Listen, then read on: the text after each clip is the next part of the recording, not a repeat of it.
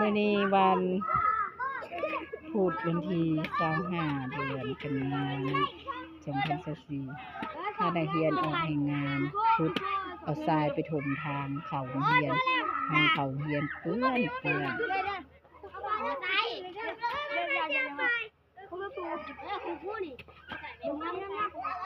หลายเรียนเขาก็บ่ได้หลายระวังมันถึกกันเด้อลูกเด้อยับออกก่อนแล้วในครูสิสวนให้เด้อใส่สวนพอเพิ่ง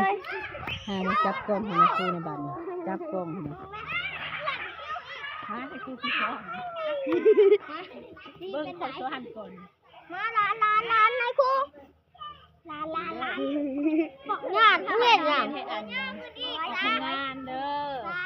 อโถมทางเข้าเรียนทางเข้าเรียน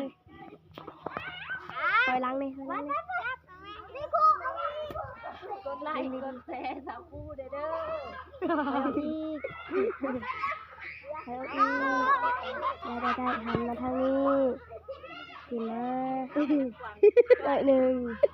ยืนคืน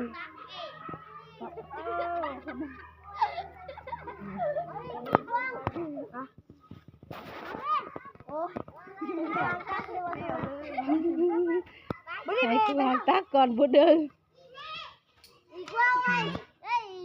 คนน้อยก็อยากเห็ดกับคนน้อยเนาะโอ้ยเฮียนน้อยก็อยากซอยผู้ใหญ่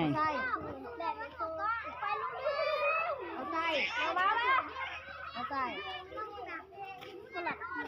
จ่งแห้งไว้หนึ่งเกียร์จ่งแห้งไว้เด็กเอาใส่กี่โมงโยมพอ